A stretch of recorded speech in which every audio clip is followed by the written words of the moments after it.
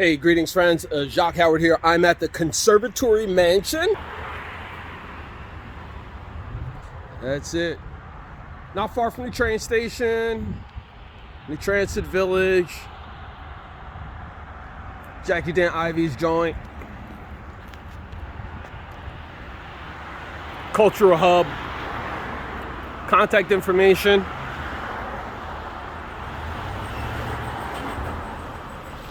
And obviously, they're promoting voting.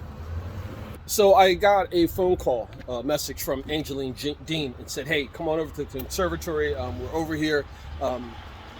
Democracy and voting is super important. So regardless of who you're voting for or what candidate you're voting for, please exercise the right and the privilege that you have to vote. Many people have died so that we could have this privilege. And remember, it was 100 years ago that women and people of color couldn't even vote.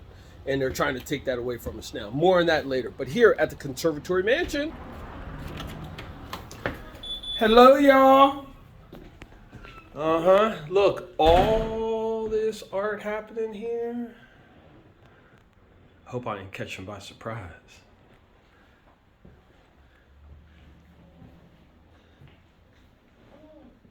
And there they are. What is going on here? Hold on, wait a minute. They got a candidate wall. Okay. This looks like it may be some artwork from Trenton Waves and Frank Sasso. Yes. Wow, look at the caricatures of all these candidates. Wow. I did not see this. So folks, all of that I am seeing right now is new to my eyes. So, wow. All right, this is fantastic. Okay, the mayoral candidates, audio podcast interviews. Yes.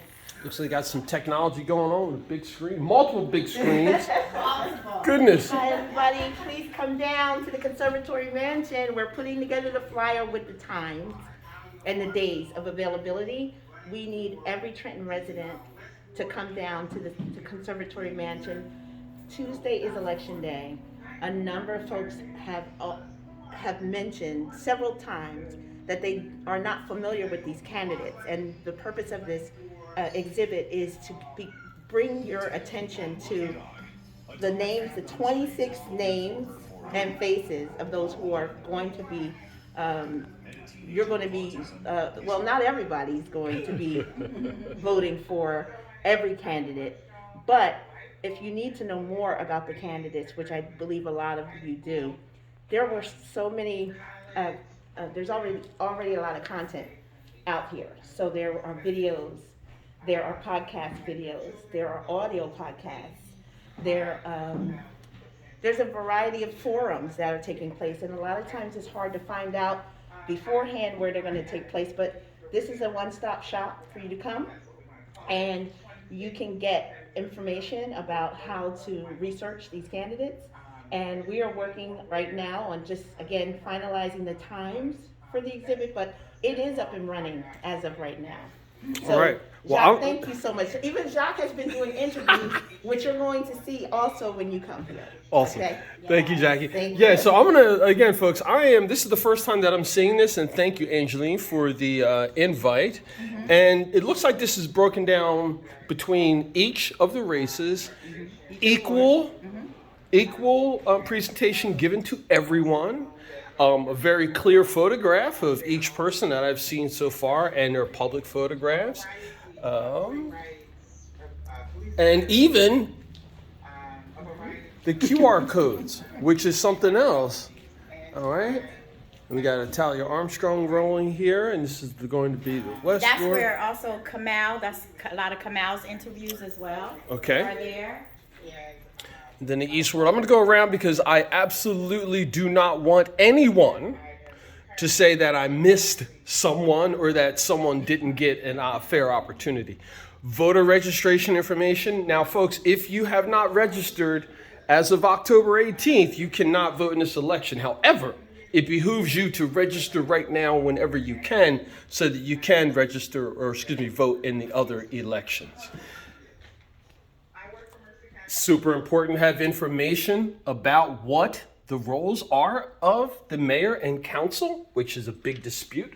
A lot of folks don't understand that the mayor enters into contracts. Council has a hyper focus on the budgeting.